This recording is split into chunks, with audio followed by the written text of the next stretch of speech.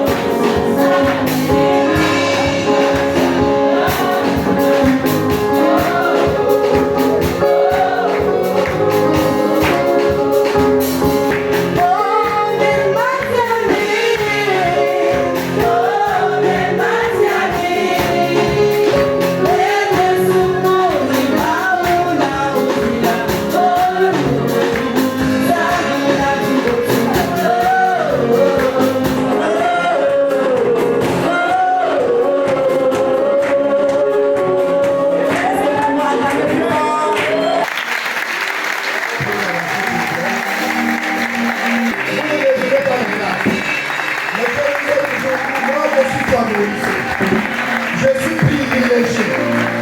Comment comprendrez-vous dans plus de 500 lieux de culte à Port-Gentil? C'est la liste que le prophète choisit de venir passer le culte. S'il nous a fait grâce de prendre part à ce culte, nous lui faisons aussi grâce à notre tour de nous bénir.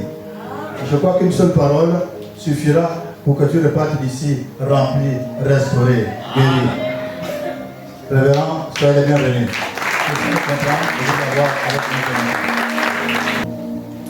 Je vous salue au nom puissant de notre Seigneur et Sauveur Jésus-Christ. Amen. Je voudrais faire hommage à l'homme de Dieu, l'ange de ce ministère qu'on a affecté ici pour prendre soin du troupeau de Dieu. Parce que ce n'est pas toujours évident lorsque vous arrivez pour la première fois dans un environnement qu'on vous donne la parole. Merci beaucoup. Dieu m'avait demandé de déclarer l'année 2023 comme étant l'année de l'amour pour le Gabon. Et au mois d'avril, Dieu m'avait demandé de regrouper plusieurs hommes de Dieu pour prier afin que Dieu restaure sa gloire dans le pays. On s'est retrouvé donc au gymnase d'Olumi du mois de juillet jusqu'au 1er septembre. Et à la 9e semaine, vous savez, le 30 août, ce qui s'est passé. Bien-aimés, le Gabon n'est pas n'importe quel pays. Il faut maintenant que nous atteignions la dimension de l'adoration. Et cette adoration va nous amener simplement à faire quoi? À aimer notre prochain comme nous-mêmes et à aimer notre nation. Que Dieu vous bénisse abondamment. Alléluia. Regarde ton voisin. Qu'est-ce que tu vois en lui? Qu'est-ce que tu as vu en ton voisin? La joie. Alléluia. Dans le livre de Jean chapitre 3, de 14 à 16, qui fera l'objet de mon texte de base, Jean chapitre 3, 14 à 16, la Bible déclare ce qui suit. Et comme Moïse éleva le serpent dans le désert, il faut de même que le Fils de l'homme soit élevé, afin que quiconque croit en lui ait la vie éternelle. Car Dieu a tant aimé le monde qu'il a donné son Fils unique, afin que quiconque croit en lui ne périsse point, mais qu'il ait la vie éternelle. Que Dieu soit béni. Alors le thème de mon message ce matin, c'est l'impact de l'amour de Dieu dans ma vie. Jean chapitre 3, les versets 14 à 16. Généralement, il arrive que nous avions été trompés par l'homme. L'homme avec grand H, masculin, féminin, parfois dans sa façon d'aimer. L'amour de Dieu est plus grand et plus fort que tout ceci. Et ses conséquences sont au-delà de ce que nous pouvons penser ou imaginer. Personne ne peut ce matin décrire avec exactitude l'impact de l'amour de Dieu dans sa vie. Nous allons donner des synonymes, nous allons donner des approches. Mais il va être difficile d'exprimer avec notre vocabulaire l'exactitude de l'amour de Dieu dans notre vie. Lorsque je te demande ce matin de regarder ton voisin et de dire ce que tu vois, c'est réaliser l'impact que l'amour de Dieu a eu sur sa vie. Nous allons comprendre sur certains aspects que je vais développer ce matin, ce que l'amour de Dieu a fait pour nous. Qu'est-ce que Dieu, par son amour, voulait en venir en sauvant l'homme. Le premier point, c'est que si Dieu a manifesté son amour pour nous, c'était pour rétablir le lien qui était rompu entre le Père et nous. Selon Romains 3, 23 à 24. Car tous sont péchés et sont privés de la gloire de Dieu. Et ils sont gratuitement justifiés par sa grâce, par le moyen de la rédemption qui est en Jésus-Christ. Vous allez constater que même de nos jours, beaucoup qui sont privés de l'amour de Dieu, qui sont privés de la grâce de Dieu, mais compte tenu du fait que l'homme est à la quête de la divinité, beaucoup se lancent dans des rites initiatiques. Et ce lien-là, qui était dans le jardin d'Éden entre l'homme et Dieu, n'existait plus. Beaucoup se lancent dans des sectes pernicieuses, croyant rétablir ce lien-là qui avait été rompu dans le jardin d'Éden. Alors l'homme se lance dans tout et rien pour essayer de rétablir une connexion avec le spirituel. La seule connexion possible, c'est la mort de Jésus à la croix de Golgotha. Par son amour, Jésus change notre identité. Jean 1, versets 12 à 13. Mais à tous ceux qui l'ont reçu, à ceux qui croient en son nom, le pouvoir de devenir, non pas ceux qui sont nés de la chair, mais de l'esprit. La vie que ce qui est chair est chair, et ce qui est de l'esprit est. Bon, je ne sais pas si c'est ici en Afrique, mais en Europe, on parle constamment de perte d'identité, n'est-ce pas? Et nous, on parle d'acculturation. Vous allez voir qu'il y a des élus qui ne savent plus parler de Dieu. Il y a des courants qui ne savent plus parler pour nous. C'est une perte d'identité. Mais lorsque Jésus vient dans la vie de quelqu'un, il rétablit l'identité de la personne qui avait été déjà perdue. Il te donne une seconde vie. Mais lorsqu'on ne croit plus en nous, lorsqu'on ne croyait plus en nous, lorsqu'on ne pouvait plus miser sur nous, il s'est porté garant de prendre sur lui cette vieille nature, de nous rebâtir, de nous façonner, de nous faire une tôlerie peinture, de refaire même la carrosserie. Et voilà pourquoi aujourd'hui, tu peux dire je suis la gloire de Dieu. Amen. Vous savez, si ce gars ne nous avait pas aimés, il n'aurait pas pris la peine de venir mourir à la croix de Golgotha. S'il ne nous avait pas aimés, il ne devait pas se taper le boulot de vous redonner une nouvelle identité. Mais c'est parce que Jésus nous a tellement aimés qu'il a accepté de quitter son trône de gloire et venir sur la croix, mourir pour toi et moi. Aujourd'hui, il y a beaucoup de courants philosophiques, beaucoup de raisonnements, beaucoup de pensées humaines qui nous amènent à nous distraire, mais surtout à nous écarter de la parole de l'Évangile. Aujourd'hui, nous avons atteint une dimension où nous normalisons même le péché. La société aujourd'hui nous force à accepter des choses qui sont même contre nature. En fait, accepter ces choses-là, c'est comme si tu as fait un accident et puis de manière volontaire, tu acceptes encore de refaire un autre accident. Est-ce que c'est logique? En fait, si tu es animé par de tels esprits, il faut qu'on prie pour toi. Parce qu'en réalité, tu n'es plus normal. Nous noterons ce que par son amour, Jésus restaure totalement nos vies. Selon 1 Pierre 2, 24 à 25. Le plan de Dieu est de changer notre histoire, restaurer les vies brisées par le monde, le péché, les abus de tout genre. Donc, l'amour nous amène à prendre soin de notre prochain.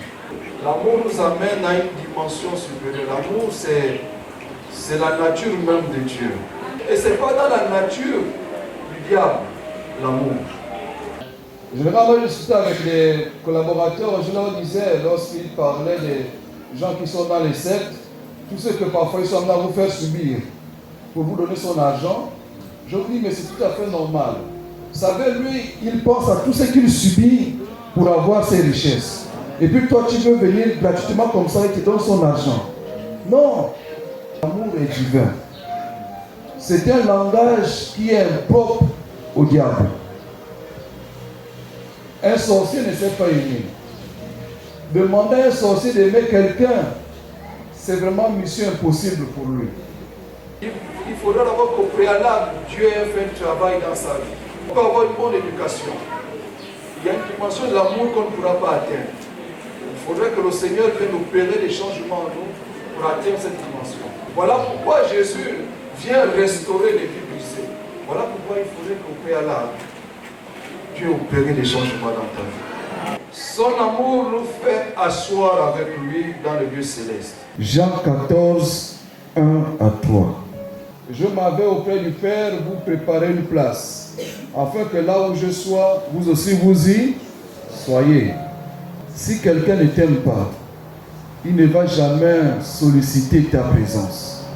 Souvent on se leurre en disant que non, je suis aussi enfant de Dieu, c'est Dieu qui m'a créé. Oui, tout ça c'est vrai. Donc on a tous la même bénédiction, ça c'est des bénédictions collectives. Mais si tu ne l'as jamais reçu, il ne faut pas te leurrer, tu ne vas jamais au ciel. Aujourd'hui, on tente de déformer l'évangile pour nous caresser dans le sens du poil et nous maintenir dans le péché pour que les dîmes et les offrandes ne diminuent pas dans les églises. Nous sommes en train de préparer des personnes pour l'enfer. Le but de l'église, c'est de préparer les hommes pour le ciel. La mission de l'église, c'est faire des personnes, des futurs habitants du royaume des cieux. Et à mon rang et grade d'évangéliste, mon devoir, c'est de prêcher l'évangile, de te dire la vérité. Et si tu ne te convertis pas, si tu ne changes pas du paradigme, tu vas en enfer. Peu importe les moyens financiers que les parents disposeront pour faire ta messe de requiem, ça ne changera rien au verdict de Dieu. La messe de requiem ne te garantit pas le royaume de Dieu. Mais à tous ceux qui l'ont reçu, en ceux qui croient en son nom, elle a donné le pouvoir de devenir enfant de Dieu. Tu as entendu cette parole et tu es conscient que tu n'as jamais dit oui à Jésus. Et tu réalises que le plan de Dieu pour toi, c'est que tu vives l'éternité avec lui. La Bible dit qu'à quoi sert un homme de gagner le monde s'il perd son âme? Ou que peut donner un homme en échange de son âme? La gloire humaine, elle est vaine. Le ciel et la terre passeront, mais la parole de Dieu restera inchangée. Lève ta main, je vais prier le Seigneur.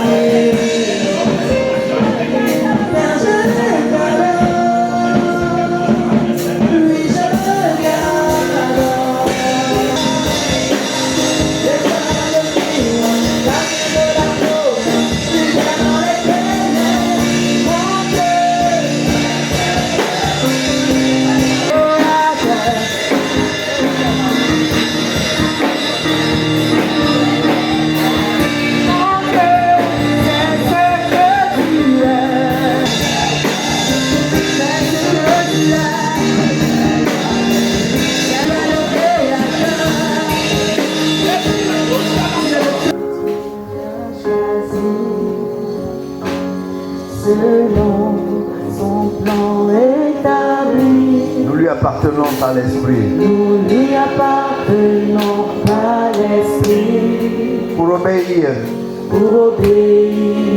à Jésus-Christ et pour être purifié pour être purifié par le sang de l'agneau. par le sang de l'agneau de Dieu. Que la grâce et la paix Nous soit donné avec nous soient abondance. données avec Dieu a déjà tout lâché.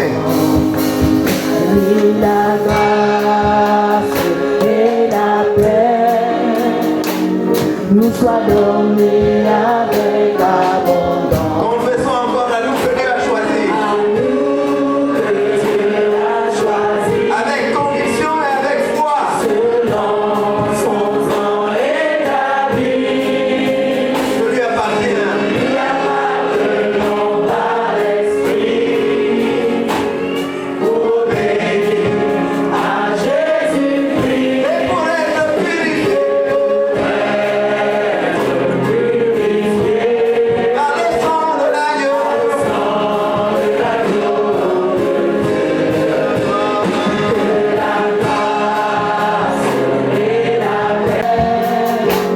Nous soient donnés avec abondance. Que la grâce Que la grâce et la paix nous soient donnés avec abondance par Dieu le Père.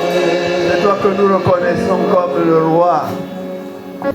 Que la grâce et la paix soient le partage de chacun. Et tu reviendras pour prendre une église sainte. Nous voulons jouir de toutes les faveurs qui viennent de toi. Toutes les grâces qui nous permettent de nous réjouir à cause de ta présence en nous. Nous reconnaissons que nous sommes à toi. Seigneur, que tu te révèles dans nos vies. Que la gloire te revienne. Nous prions au nom de Jésus. Amen.